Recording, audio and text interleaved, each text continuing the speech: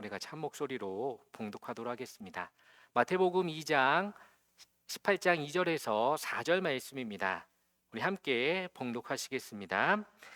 예수께서 한 어린아이를 불러 그들 가운데 세우시고 이르시되 진실로 너희에게 이르노니 너희가 돌이켜 어린아이들과 같이 되지 아니하면 결단코 천국에 들어가지 못하리라. 그러므로 누구든지 이 어린아이와 같이 자기를 낮추는 사람이 천국에서 큰 자니라. 아멘. 오늘은 어린이 주일로 함께 섬기는데요. 오래간만에 제가 단위에 서서 사회 및 진행을 하다 보니까 제 스스로도 많이 딱딱한 것 같습니다. 그래서 우리 인사만큼은 어린이 주일에 맞게끔 좀 심플하게 한번 인사해 보겠습니다. 아이들이 어른을 보면은 인사를 하죠. 안녕하세요라고 했던 것처럼 어린이 목소리와 톤으로 우리 좌우에 계신 분들과 한번 인사해 보도록 분위기를 이렇게 좀 띄워야 될 것 같아서요. 한번 인사하겠습니다. 안녕하세요. 네, 좋습니다. 한 번 더 하겠습니다. 우리 앞뒤에 계신 분들과 한 번 더 인사하겠습니다. 안녕하세요. 네, 손도 이렇게 좀 흔들어 주시고요. 네, 우리 영상을 보시는 분들도 안녕하세요. 감사합니다. 제가 캐나다 처음 왔을 때 맡았던 교육기관이 초등부였거든요. 그래서 8년 전을 생각해 보니까 초등부의 그런 동심이 생각이 났는데 저도 많이 늙은 것 같습니다. 동심이 안 나오는 것 같아서 인사를 조금 우리 어린이 틱하게 했습니다. 어린이 주일을 통해서 우리는 참 많은 것들을 느끼게 됩니다. 무엇을 느끼냐면요. 우선 우리 말씀의 교회에 어린아이들은 오늘이 너무 신난대요. 왜 신난지는 끝나고선 한번 물어봐 주십시오. 아이들 한 명 한 명 왜 오늘 왜 기뻤니? 왜 즐거웠니? 하면은 말이 엄청나게 많이 나올 겁니다. 아마 우리 차영제에서 준비한 것도 많고 특별히 어린이 주일이어서 많은 것들이 준비되어 있는데 아이들의 그 부푼 꿈이 있고 또 설레임이 있죠. 그렇다고 한다면요, 우리의 어린 시절을 생각해 보면 하나님께서는 이 세상의 어느 누구에게나 어렸을 때 어린 시절을 분명히 주셨습니다. 무슨 얘기냐? 우리는 지금 다 장성한 사람이고 성장해 있지만 결코 우리의 이 모습이 태어났을 때 모습은 아니다라는 거죠. 쉽게 말해서 저와 여러분은 다 어린 시절이 있었습니다. 동심의 그 세계를 생각해 보면 즐겁고 설레이죠. 그때가 참 좋았는데. 왜냐? 그때는 젊었고요. 그때는 힘이 있었고, 그때는 뭔가 생각하고 꿈을 꾸고 열심히 살려고 하는 모습. 지금은 그 꿈을 이루신 분들도 계시겠지만 어릴 때는 누구나 다 그런 설레임이 있습니다. 다시 말해 어릴 적이 없었던 사람은 없었다라는 거죠. 앞에 서 있는 저도 어릴 때가 있었습니다. 저도 많은 꿈을 갖고 있었고요. 또 많은 비전과 또 소망과 때로는 장난스러운 어릴 때가 있었습니다. 제가 어린이 주일 설교를 하게 되면 꼭 빠지지 않는 사진이 있어서 토론토에서는 처음으로 여러분들에게 소개를 합니다. 그래서 한번 보시고요. 또 한번 저의 어린 시절을 한번 살짝 봐주시면은 일단 충격받지 마시고요. 태어난 지 1년 되었을 때 저의 사진이기 때문에 보시고 그렇구나라고 한번 생각해 봐 주시길 바랍니다. 한번 보여주세요. 예, 이렇습니다. 잘생겼죠? 네, 지금이 더 잘생겼지만 그때도 어떤 분은 그러더라고요. 좀 혜영이 아니냐고. 네, 혜영이도 좀 어느 정도 들어가 있고 그렇습니다. 저는 이때 기억이 안 나요. 태어난 지 1년밖에 안 된 돌 사진이었기 때문에. 그렇지만 저는 그때가 참 부모님에게 들었을 때는 좋았던 때라고 말씀을 들었습니다. 왜냐? 이때는 좀 잘 나갔던 집안의 큰 아들이었거든요. 장손이었거든요. 그래서 할아버지가 비즈니스를 잘 하셔서 뭐 여러 가지 비즈니스 할 때는 이해관계가 있지만 그 비즈니스에 붙어 있는 사람들이 잘 보이려고 돌잔치를 했다라 하니까 돌반지를 많이 갖고 왔어요. 지금 손에는 돌반지가 하나도 보이지가 않습니다. 왜냐? 손가락은 10개인데 10개보다 더 많이 돌아왔기 때문에. 그래서 가운데 복주머니가 보이시죠? 저 복주머니에 넣어놨어요. 왜? 누구 건 껴주고 누구 건 껴주지 않으면 이게 또 뭐 트러블이 있기 때문에 아예 그냥 복주머니에. 저는 저 복주머니가 도대체 어디가 있나 아직도 미스테리입니다. 전 내 건데 내 건데 저 복주머니는 전 태어나면서 가져본 적이 없거든요. 부모님이 다 사용을 하셨겠지만 우리도 이런 어린 시절, 그러니까 가끔 여러분들 어린 시절에 나의 어릴 때의 추억의 사진을 보시면 마음이 참 순수해집니다. 이제 그만 내려주시고요. 네, 지금은 다음 사진 하나 있죠. 지금은 저 아이가 크게 자라서 번듯한 사람이 되었습니다. 이때로 돌아가고 싶습니다. 6년 전인데요. 이때 머리털도 많이 나 있고 지금 뭐 더 이렇게 헬시했는데 지금은 6년이라는 세월을 뭐 넘어설 수가 없습니다. 아무튼 뭐 이런 우리의 과거가 있습니다. 과거는 좋은 것만 생각하면 좋을 것 같습니다. 그처럼 하나님께서 우리에게 반드시 동심의 세계, 순진했던 때, 착했던 때를 우리에게 누구나 다 주셨다라는 겁니다. 그렇다고 한다면요, 여러분들 우리의 어렸을 때의 모습을 생각해 본다면 우리만 어렸을 때가 있었을까 생각해 보십시오. 우리가 신앙생활을 하는데 누구를 믿고 따르느냐? 예수님을 믿고 따라요. 그렇다고 한다면 궁금하지 않으십니까?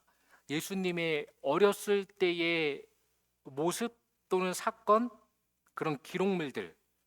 신앙생활을 해보신 분들은 아시겠지만 예수님께서는요, 뭐 본인의 어렸을 때의 사건도 있지만 우선 오늘 본문 말씀을 먼저 한번 보시면요. 오늘 본문의 말씀 마태복음 18장 2절 이후에 보시면 3절에 보시면은 2절에 보시면은 예수님께서 한 어린아이를 불러서 그들 가운데 세우셨다라고 되어 있습니다. 예수님이 사역할 때는 일단 장년들을 대상으로 한 사역의 시작이었어요. 뭐 제자도 어린 제자들을 부르지 않으셨죠. 다 장성한 자들, 어른들을 불러서 제자 삼고 그들을 통해서 갈릴리 지방에서 장년들을 위한 사역을 하셨습니다. 엄밀히 말하면은 어린이 사역을 하신 내용은 많이 나오지가 않아요.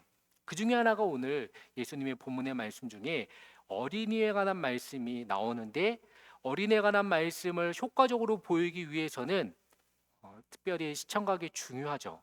지금과 같이 스크린이 있고 뭐 컴퓨터가 있고 다양한 영상 매체가 있으면 보여주기가 편하겠지만 예수님 당시 때는 뭐 아무것도 없었어요.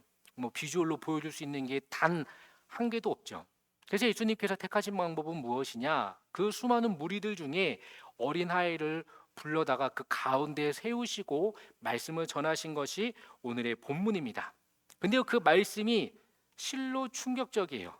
왜냐? 이 어린아이에 관한 말씀을 정말 드라마틱하게 뜨겁게 축복적인 메시지를 주시면 좋을 텐데 3절 말씀 보시면 너희에게 이르노니 너희가 돌이켜 어린아이들과 같이 되지 아니하면 결탄코 천국에 들어가지 못한다라고 말씀을 하세요. 뭔가 좀 아이러니하지 않습니까? 어린아이를 세우고 말씀을 하시는데 그래 이 어린아이와 같이 제가 아까 서두에 말씀드렸듯이 우리는 이런 즐거웠던 동심의 세계, 순진했던 세계가 있었는데 우리가 이 세계로 돌아가면 얼마나 좋지 않겠습니까? 라고 이야기를 해도 되는데 예수님은요 끝부분에 결단코 천국에 들어가지 못할 것이다 라고 하는 충격적인 말씀을 하시죠. 그리고 4절에 보니까요 그러므로 누구든지 이 어린아이와 같이 자기를 낮추는 사람이 천국에서 큰 자다라고 말씀을 하세요. 오늘 이 본문을 통해서 저와 여러분이 놓치지 말아야 할 단어는 무엇이냐? 어린아이와 천국과 큰 자 또는 자기를 낮추는 것, 이 네 가지의 단어가 여러분들 마음 가운데 오늘 한 구석에 아니면 한 중심에 남아 있기를 간절히 소망합니다. 한 번 더 말씀을 드릴게요. 어린아이, 또 자기를 낮추는 사람, 또 큰 자, 그리고 천국이라고 하는 이 키워드를 한번 깊이 묵상해 보시는 시간이 되시기를 바랍니다. 일단 우리는 지금 장성한 때에 캐나다라고 하는 색다른 나라에 와서 이민 생활을 하고 있습니다. 그렇다라고 한다는 것은 보통 이민 1세대들의 삶은요, 참 험난합니다. 여기서 순진하면요, 살아남을 수가 없어요. 경험해 보셔서 아시죠? 착하다라고 해서 사람들이 인정해주고 동정해주고 뭔가 그래 우리 편이야, 그래 우리랑 같이 뭐 해, 아니에요. 오히려 그런 사람들을 등쳐먹기 쉬운, 좀 세상 말로 등쳐먹기 쉬운 사람으로 생각해서 업신여기고요, 피눈물 나게 하고 심지어 나이가 가지고 있는 것마저 빼앗아 가버리려고 하는 서바이벌 속에 우리는 살고 있습니다. 그러다 보니 자연적으로 이민 1세대들은요 전투력이 강해요. 뭔가 하나 하더라도요, 내가 어떻게 하면 손해보지 않고 어떻게 하면 저 사람을 이겨먹을까, 저 사람을 짓누를까, 저 사람보다 내가 어떻게 앞서 나아갈까, 그런 생각만 한다라는 거죠. 그럴 수밖에 없는 게 지금 내 뒤에 함께 살고 있는 이 가족들, 이 어린아이들, 아무것도 모르는 이 자녀들을 이 험한 세상에서 호되게 당하지 않게 하려면, 손해보지 않게 하려면 내가 강해져야 된다라는 거죠. 그러다 보니 여러분들 잘 아시겠지만 우리의 삶 가운데 누군가를 배려하고 누군가의 아픔을 공감하고 동정해주는 그런 것들이 싹 사라집니다. 한국인의 특징이 무엇입니까? 기쁠 때 같이 기뻐해주고요, 슬퍼할 때 같이 슬퍼해주는 것이 우리 민족성인데, 여기 또 다른 나라 와서는요, 이민 1세대들은 그런 거 다 잊어버렸어요. 오직 나만 잘 살면 돼라고 하는 모습 속에 우리는 살고 있지 않습니까? 이제 어린아이를 얘기하려고 합니다. 왜? 어린아이는요, 뭐 이민을 왔건 뭐 왔건 아이들은요 천진난만해요. 지금 차영제에서 예배드리고 있는 우리 아이들만 보셔도 아시지 않습니까?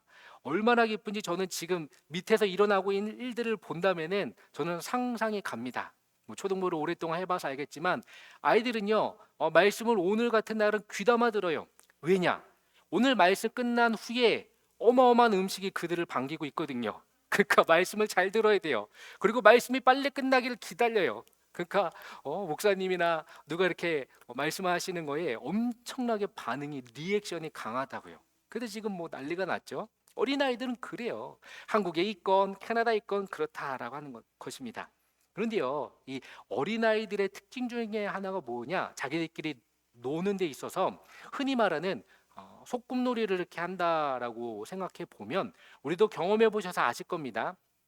역할놀이를 합니다.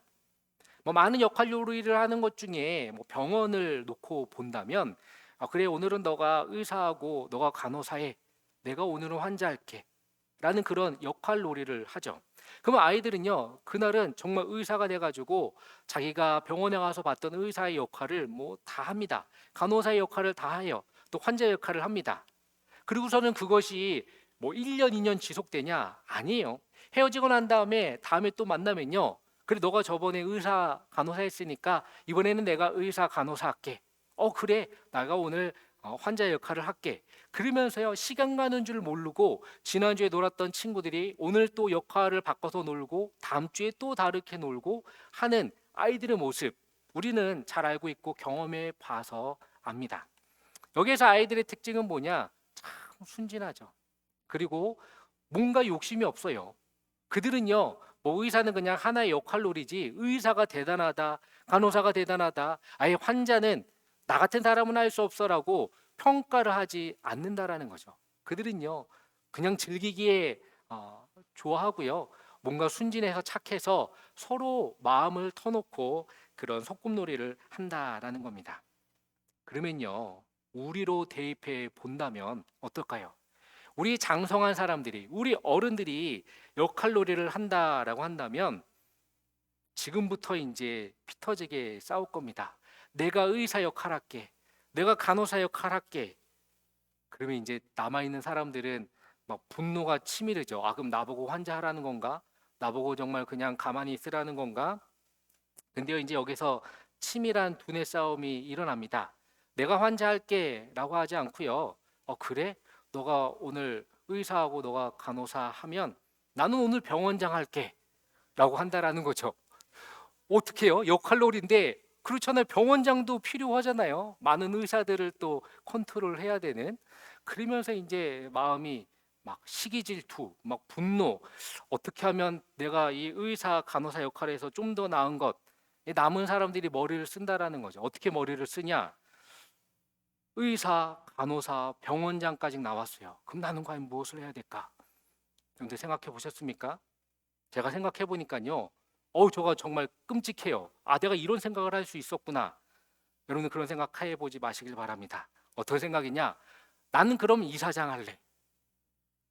보니까요, 이 병원장도 이사의 회의를 통해서 뭔가 이 세우고 내리고 하지 않습니까?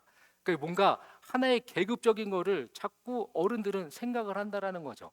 역할을 하나 하더라도요, 내가 더 좋은 것, 내가 더 훌륭한 것, 내가 뭔가 그럴싸한 것들만 생각하는 어른들의 모습이 있다라는 것입니다. 아이들은 결코 그렇지가 않아요. 오늘 이 말씀을 통해서 예수님이 어린아이를 가운데 세워놓고 보여주신 말씀이 오늘 우리에게도 동의를 합니다. 예수님 앞에 우리가 서 있고 그 앞에 어린아이가 서 있을 때 우리의 추한 모습들이 얼마나 예수님 앞에 죄송하게 보이겠습니까? 저나 여러분이나 주 앞에 어른으로서의 헛된 모습, 죄악된 모습, 더럽고 추악한 모습이 있다라고 한다면 여러분들 회개하시는 저를 통해서 저뿐만 아니라 여러분들도 오늘 한번 간절히 회개하고 돌아가시는 저와 여러분이 되기를 간절히 축원합니다. 예수님은 우리에게 어린아이와 같이 되라라고 말씀을 하세요. 그렇지 않으면 결단코 엄청 강조한 거 아닙니까? 결단코 천국에 들어갈 수 없다. 우리가 이 땅에서 잘 먹고 잘 사는 것이 최고의 목표는 아닙니다. 세상 사람은 최고의 목표예요. 지금 우리가 이 시간 정말 쉬어야 하고 내일을 준비해야 되는 이 시간에 주 앞에 나와서 예배를 드리는 목적은 무엇이냐? 결단코 천국에 들어가기 위해서 나온 줄로 믿습니다. 그러면 우리의 어른된 모습은 내려놓으시길 바랍니다. 어린아이와 같이 순전한 모습이 있기를 간절히 축원을 드립니다. 그래서 야고보서 4장 6절에 보니까요. 그러나 더욱 큰 은혜를 주시나니 그러므로 일렀으되 하나님은 교만한 자를 물리치시고 겸손한 자에게 은혜를 주신다라고 말씀을 하십니다. 오늘 이 말씀을 듣고 돌아가시는 저와 여러분 가운데 겸손의 은혜가 차고 넘치기를 간절히 소망합니다. 그렇다고 한다면요, 다시금 돌아와서 예수님의 유년 시절이 궁금하지 않으십니까? 궁금하시죠? 예수님의 유년 시절은요, 성경에 딱 한 번 나옵니다. 어떤 때? 12살 때 예수님께서 그 명절을 맞이하셔서 해마다 유월절이 되면 예루살렘으로 올라가는 풍습을 쫓아서 올라가셨어요. 그때 나이 예수님이 12살입니다.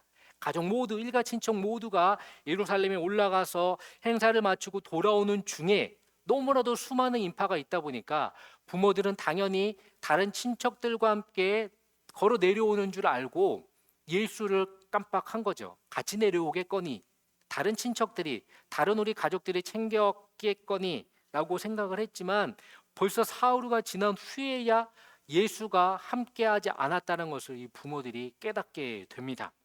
그리고 헐레벌떡 찾아가가지고요 다시 예루살렘 올라가서 예수님을 찾기 시작하죠. 그리고 만납니다. 그랬더니 누가복음 2장 49절의 말씀 보니까요 예수님께서 12살이지만 12살 같지 않은 말씀을 하세요. 누가복음 2장 49절 말씀에 보면 이렇게 되어 있습니다. 예수께서 이르시되 어찌하여 나를 찾으셨나이까? 내가 내 아버지 집에 있어야 될 줄을 알지 못하셨나이까 하니라고 되어 있습니다. 이 12살이 할 대답은 아니죠. 왜냐? 예수님은 육체적인 나이는 12살이었지만 하나님의 진정한 아들임을 이때 사람들에게 처음으로 선포하신 메시지입니다. 보통 부모들이 이런 말을 들으면은 이게 어떻게 놀랄 수밖에 없죠. 근데 50절에 가보니까 당연히 그 부모들은요 그가 하신 말씀을 깨닫지 못했다라고 되어 있어요. 예수님이 이런 귀한 말씀을 하셨을 때 부모는 깨닫지 못했지만요. 그래도 예수님의 모습은요. 부모를 섬겨야 하는 그 어린아이의 진정한 순수한 모습을 알기 때문에 그다음 51절에 가보니까요. 예수님이 결국은 부모님과 함께 원래의 고향의 나사렛으로 내려가서 특히 그 말씀 보니까 순종하여 받드시더라라고 되어 있습니다. 이때 순종하여 받드시더라고 하는 이 말씀은요. 자기의 부모를 아들로서 잘 섬겼다라고 하는 모습이기도 합니다. 그랬더니요, 그의 어머니 마리아가 이 모든 말을 마음에 두었다라고 성경은 표현합니다. 그리고 예수님의 유년 시절 말씀은요, 이걸로 끝나요. 그리고 성경은 한 절로 표현을 합니다. 2장 52절에 보니까요, 예수는 지혜와 키가 자라가며 하나님과 사람에게 더욱 사랑스러워 가시더라라고 되어 있습니다. 오늘 여러분들에게 우리 부모님들에게 드리는 말씀은요. 우리 자녀들에게 있어서 이런 축복의 말씀이 함께하기를 간절히 소망합니다. 보니까 예수님도요. 지혜와 키가 자라갔대요. 뭔가 육체적인 것과 또 영적인 것, 지적인 것이 자라갔고요. 하나님에게만 사랑을 받는 것이 아니라 사람들에게도 사랑을 받는 예수님이 되었다라는 것입니다. 우리의 자녀들도 이러한 축복이 있기를 간절히 소망합니다. 일단 부모님이 신앙생활이 그 대신 올바라야 되겠죠. 그러할 때 하나님께서 그것을 보시고 우리의 자녀들에게 있어서 지혜를 허락해 주시고 또 키도 자라게 하시고 또 하나님과 사람들에게 사랑을 받게끔 하는 귀한 자녀로 삼아 주신다라는 말씀을 기억하시기를 바랍니다. 이 말씀은요, 우리에게 주시는 또 하나의 특징이 있습니다. 아, 그렇구나. 이런 말씀으로 끝나는 것이 아니라요. 잘 생각해 보면 이제 예수님은 자기가 누구인지를 부모에게 밝힌 사건의 말씀이에요. 난 하나님의 아들이고 그러기 때문에 이 하나님의 성전에 있어야 되는 것이 당연합니다. 어찌하여 부모님들은 그것을 알지 못합니까? 라고 하는 반문의 말씀이기도 하지만 이것을 우리에게 적용해 보면요. 내가 배 아파서 낳은 자녀, 내가 키운 자녀, 마치 내 자녀일 것 같지만요. 오늘 이 말씀을 통해서 우리에게 주시는 말씀은 무엇이냐? 우리의 자녀가 결코 내 자녀가 아니다라는 거예요. 조금 어려운 말씀일 수 있겠지만요. 우리 부모로서는 자녀를 위해서 부모의 역할을 허락한 위탁을 허락받은 부모이다라는 것이죠. 좀 이해가 되시나요? 내가 길렀고 내가 낳았고 내가 키웠는데 무슨 말씀이냐라고 생각할지 모르겠지만요. 오늘 예수님의 12살의 이 사건을 통해서 성경은 우리에게 하시는 말씀이 뭐냐? 육체로 낳은 그 아들 물리적으로는 맞아요. 하지만 하나님이 주신 태의 열매입니다. 그럼 하나님의 자녀인 거예요. 단지 이 세상을 사는 동안 우리에게 잘 기르고 잘 먹이고 입히고 하라고 하는 위탁의 보모의 역할을 허락해 주셨다라는 거죠. 그렇다고 우리가 자식의 생명을 좌지우지할 수 있습니까? 아무도 그럴 수가 없어요. 비록 우리의 몸에서 태어난 자녀이다라고 하지만 생사와 화복은요 이제 주님의 손에 맡겨드릴 수밖에 없다라는 겁니다. 그러니 우리가 자녀를 생각해 보면요 그동안 우리는 내 뜻과 내 방식과 나의 기준으로만 자녀를 키우려고 하지 않았는지 제가 두 번째로 드리는 말씀이 이것입니다. 저도 아버지이다 보니까요 자녀를 키우는 데 있어서 좀 더 잘 키우고 싶고 튼튼하게 키우고 싶고 뭔가 다른 사람보다 뒤처지지 않게 키우고 싶은 아비의 마음이 있다라는 것을 충분히 느낍니다. 그런데요 생각해 보면요 하나님께서는 그를 원치 않으세요. 하나님의 자녀를 너가 보모 역할을 감당하시기를 원하신다라는 거죠. 오늘 이 어린이 주일을 맞이해서 우리의 자녀들 한번 생각해 보십시오.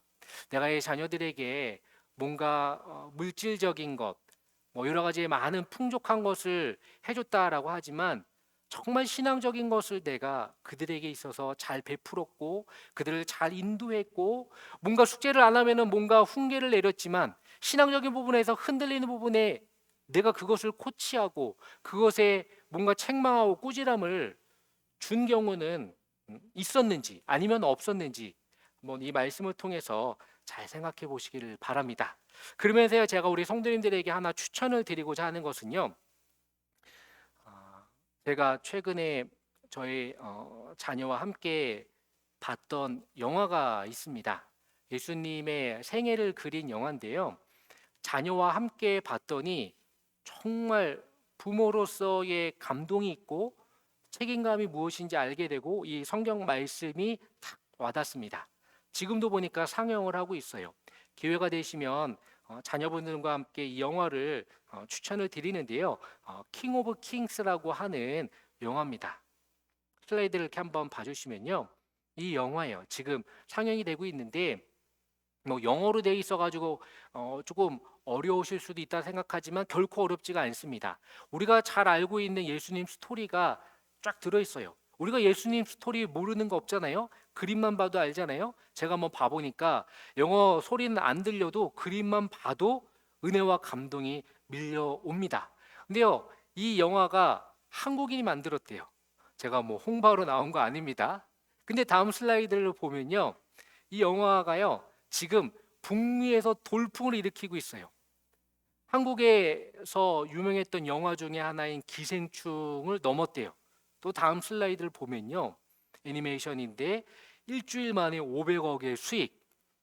오늘 설교가 끝나고 이 슬라이드만 남아 있으면 안 됩니다. 어린아이와 같이라고 하는 제목과 말씀이 남아 있어야 되는데요. 이것을 봤을 때 참 많은 그 은혜를 받게 되고 자녀와 함께 보면은 정말 예수님 뭐 우리가 100마디 안 해도 신앙의 전수를 그냥 여러 가지 말씀을 전하지 않아도 이거 하나로 충분히 해결이 될 것 같아요. 그래서 자녀들과 함께 보시면은 좋을 것 같다라는 생각이 들고 또 이 어린이 가정의 날 함께 보시면 좋은 영화일 것 같아서 짧게나마 말씀을 좀 드려봤습니다. 이처럼요, 하나님께서는 자녀들을 통해서 또 우리의 신앙을 또 거울로서 보게 하는 역할을 해주고 계십니다. 그렇다고 한다면 우리 사랑하는 성도님들, 예수님도 그 지혜와 키가 자라가고 하나님과 사람들에게 더욱 사랑스러워 가시다라고 하는 말씀을 통해서 우리가 자녀된 또는 우리의 자녀들을 볼 때 정말 하나님의 뜻을 우리는 잘 기억해야 되겠다라는 것을 여러분들 잊지 마시기를 바랍니다. 그러면서 여러분들에게 드리는 또 하나의 마지막 말씀은요, 그렇다고 한다면 여러분들 항상 우리는 어린아이와 같이 순수한 마음만 있어야 되는가 생각해 보시면은 어린아이는 우리가 항상 대명사로 지칭을 하고 있지만 그 어린아이가 항상 어린아이로만 남아 있냐라는 거죠. 무슨 말씀인지 아시죠? 저 어린아이라고 했을 때 그 어린아이가 시간이 지나면요, 우리와 똑같은 어른이 된다라는 겁니다. 성경에서는요, 어린아이가 되라, 어린아이와 같이라고 하는 말씀은요, 조금 더 깊이 있는 말씀으로 항상 그 어린아이의 수준에만 머무르면 안 된다라는 역설적인 말씀이 또한 있습니다. 기본 전제적으로는요, 어린아이와 같이 돼야 되는 것도 있지만 이제 너가 어린아이야 같은 부분이 있었다면 이제는 장성해야 된다라는 말씀도 들어 있는 것이죠. 우리가 말씀을 한번 보시면요, 시브리서 5장 말씀에 가보면 이것을 명확하게 알려주고 있습니다. 시브리서 5장 12절 이후의 말씀에 가보면요, 아마 이제 스크린에 나와서 보시면 아실 텐데요. 한번 제가 읽어보겠습니다. 때가 오래되었으므로 너희가 마땅히 선생이 되었을 터인데 너희가 다시 하나님의 말씀의 초보에 대하여 누구에게 가르침을 받아야 할 처지이니 단단한 음식은 못 먹고 젖이나 먹어야 할 자가 되었도다. 13절. 이는 젖을 먹는 자마다 어린아이니 의의 말씀을 경험하지 못한 자요. 14절. 단단한 음식은 장성한 자의 것이니 그들은 지각을 사용함으로 연단을 받아 선악을 분별하는 자들이니라라고 되어 있습니다.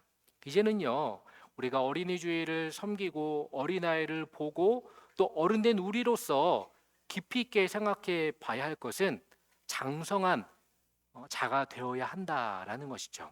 왜냐? 어린아이에게 있어서는요, 부모가 해줄 수 있는 가르침은 매우 적습니다.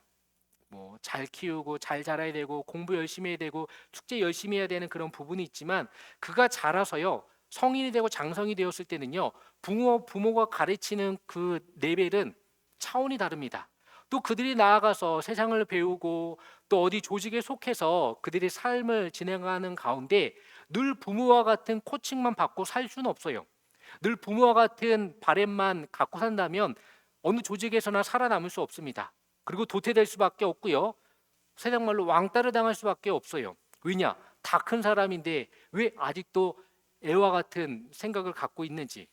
신앙생활도 마찬가지입니다. 하나님은 우리에게 있어서 단단한 음식을 먹어야 하는 장성한 자의 모습을 원하세요.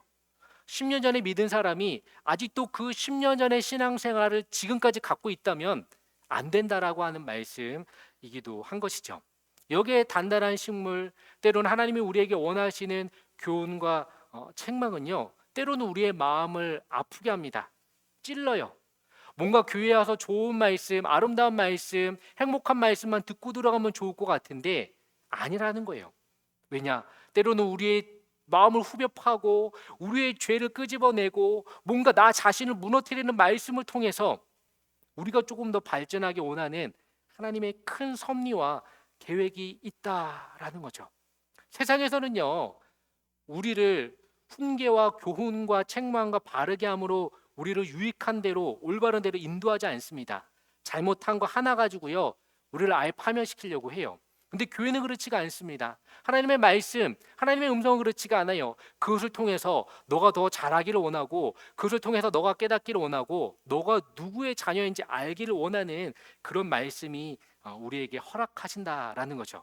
그래서요, 교회 와서 상처받고 돌아갔다라고 하는 사람들을 보면요, 안타까운 게 아직까지 어린아이와 같은 마음이 있기 때문에 그러한 거죠. 저희도 저의 자녀들을 혼낼 때 보면요, 막 눈물을 뚝뚝 흘리고요, 이제는 조금 컸다고 방문을 탁 닫고 들어갑니다. 그럼 막 속에서 막 천불 막 열불이 막 일어나요. 예전에 어렸을 때는 그냥 바로 와가지고 막 눈물 흘리고 막 회개하고 아빠 잘못했어 그러는데, 이제 자기도 좀 컸거든요. 또 문을 닫을 줄 알고요, 소리를 지를 줄 알고요, 이불을 뒤집어 쓰고 뭔가 대답을 뭔가 이야기를 해도 나오질 않아요. 좀 컸다라는 거죠. 근데 부모가 그때 그거를 그냥 놔버리면 안 되죠. 그래서 때로는 더 강력하게, 더 심하게 잘못한 것은 분명히 깨닫게 하는 모습이 있습니다. 교회도 마찬가지예요. 세상은 그걸 가지고 저기 하려고 하지만 하나님은요, 우리를 더 연단시키기 위해서, 더 성장하기 위해서 우리에게 말씀을 주신다. 그래서 시브리서 5장 14절 마지막 말씀에 보면요, 선악을 분별하게 하는 그 영적인 센스, 감각을 주시기 위한 모습이 있다라는 거죠. 그래서 여러분들 연단을 받는 동안, 신앙생활을 하는 동안요, 나에게 왜 이런 어려움과 나에게 어려운 힘든 말씀과 왜 나에게 이런 고통을 주시는가 한탄하고 눈물 흘리고 그냥 주저앉지 마시고요, 아, 내가 더 커야 되는 과정을 겪고 있구나, 성장통을 겪고 있구나라는 말씀으로 기억하시고 그 과정을 통과하시기를 주의 이름으로 축원을 드립니다. 그렇다고 한다면요, 여러분들, 그러면 자녀들은 어떻게 할 것인가? 내 뜻과 내 방식대로 하지 말라고 했고 또 주님의 뜻과 방식대로 하려는데 어떻게 하면 좋은가? 베드로전서 5장 7절에 보니까요, 너희 염려를 다 주께 맡기라, 이는 그가 너희를 돌보심이라라고 말씀을 합니다. 믿으십니까? 우리의 모든 염려, 내 앞길도 지금 힘든데요, 자녀의 앞길까지 챙겨줘야 돼요. 근데 주님은 챙기라고 말씀하지 않으세요. 그 모든 염려 다 주께 맡기라. 그럼 그가 너희를, 너가 아니라 너희를, 복수죠, 너희를 돌보시리라. 우리와 우리 가정을 주님께서 돌봐주실 줄로 믿습니다. 그런 주님의 축복이 있기를 간절히 소망합니다. 그래서요, 제가 여러분들에게 뭐 저도 자녀를 뭐 잘 기르는 부모가 아니지만 목회자로서 또 영적인 자로서 우리 부모님들에게 드리는 마지막 권면의 말씀, 자녀가 멀리 떨어져 있고 또 함께하지 못하는 분들에게 있어서는 어려울 수 있는 솔루션이지만 뭐 기도로서 대처를 하면 됩니다. 중요한 거는요, 우리 자녀들이 뭐 학교를 간다든지 뭐 어디를 간다라고 할 때 기도해 줄 수 있는 상황과 여건이 된다면요, 반드시 기도해 주십시오. 아침에 학교 가기 전에 기도해 주시고요, 잠자기 전에 기도해 주시고요, 물리적으로 떨어져 있다라고 한다면 뭐 전화나 뭐 문자 메시지로 자녀들에게 항상 축복의 기도를 베풀어 주십시오. 그리고 그것은요, 일회성으로 끝나지 마시고요, 지속적으로 규칙적으로 해보시기를 바랍니다. 믿음의 유산이 바로 이러한 것입니다. 제가 경험을 했어요. 우리 자녀들이 학교 갈 때 또 잘 때 큰 아들은 막 되게 이제 신경질 부려요. 뭐 이런 기도하고 뭐 그러느냐. 근데 우리 아직 딸아이는요, 그래도 아빠가 기도해 주는 거 되게 좋아해요. 그리고 아빠가 뭔가 성경 스토리를 해주는 거를 좋아합니다. 그런데요, 얼마 전에 아이들의 성적표가 나왔어요. 성적표를 딱 봤는데 놀라지 마십시오. 1등에서 제가 간증하는 게 아니고요, 빵점이 안 나와가지고 제가 놀란 거예요. 쟤네들은 공부를 안 하는 것 같은데 맨날 그냥 게임하고 뭐 그냥 친구들이랑 그냥 뭐 영상 통화하면서 그냥 맨날 노는 것 같은데, 야, 저래갖고 성적이 잘 나올까? 그래도 참 감사하게도 뭐 1등은 아니지만 빵점이 안 나왔다라는 것에 얼마나 감사한지, 그래도 하나님께서 뭔가 기도했던 것에 대한 응답을 허락해 주셨구나라고 하는 감사의 부분을 갖게 되었습니다. 하나님은요, 안 보시는 것 같지만 다 보시는 줄로 믿습니다. 여러분들 생각해 보십시오. 내 자녀를 위해서 누가 기도해 주겠습니까? 앞에 서 있는 이 목회자들은요, 그래도 기도하지만 부모님만큼 디테일하게 못해요. 부모님이니까 디테일하게 기도합니다. 부모님이니까 규칙적으로 기도해요. 부모님이니까 아침 저녁으로 기도해 준다라는 거죠. 저는 이것이 우리 자녀들에게 물려줄 수 있는 믿음의 유산이다라고 말씀을 드립니다. 그럴 때 보니까요, 하나님께서 이렇게 축복의 말씀을 하십니다. 광주리와 너의 떡반죽 그릇이 복을 받을 것이다. 믿으십니까? 들어와도 복을 받고 나가도 복을 받는다라고 말씀을 하십니다. 믿으십니까? 그리고 손으로 하는 모든 일에 복을 허락하신대요. 그리고 하늘에 아름다운 보고 창고를 열으셔서 때를 따라 비를 내리시는 것 같이 손으로 하는 모든 일에 축복을 허락해 주신 줄로 믿습니다. 그리고요, 머리가 될지언정 꼬리가 되지 않게 해주신대요. 그리고 내가 너에게 오늘 명령한 이 모든 말씀을 믿고 행할 때 내가 이 신명기 28장에 나오는 이 모든 축복의 말씀을 너와 너의 자녀에게 허락해 줄 것이다라고 말씀을 하고 있습니다. 사랑하는 성도님들, 오늘 어린이 주일을 맞이하여 어렸던 우리의 때를 생각해보고 또 지금 자라고 있는 우리 자녀들을 생각해 본다면 지금 우리 부모의 위치가 너무나도 중요하다는 것을 잘 알고 있습니다. 예수님께서는요, 하나님께서는요, 그 지혜와 키가 자라가고 또 하나님과 사람에게 또 사랑을 받은 예수님의 모습과 같이 우리의 자녀를 그렇게 길러주신다라고 말씀을 하고 있습니다. 가장 중요한 것은요, 여러분들, 이 땅에서 우리 자녀들이 잘 먹고 잘 사는 것, 잘 풀어지는 것, 정말 축복의 말씀의 은혜입니다. 하지만 가장 중요한 것은요, 결단코 천국에 들어가지 못하는 모습이 있어서는 안 됩니다. 우리뿐만 아니라 우리의 자녀들과 여러분들 이 땅에서 잘 사는 것이 아니라 천국에서도 함께 즐겁게 살아야 되지 않겠습니까? 그렇죠? 우리의 그 마지막 결론은 그것이에요. 천국에서 나만 아니죠, 우리의 자녀들과 정말 하나님을 찬양하고 하나님을 더 기쁘시게 하는 모습이 우리 신앙생활의 최종의 목표인 겁니다. 그렇다고 한다면 혹여나 우리의 곁을, 또 주님의 곁을, 교회 곁을 떠난 우리의 자녀들이 있습니까? 아니면 우리의 친척들이 있습니까? 나의 주변에 사람들이 있습니까?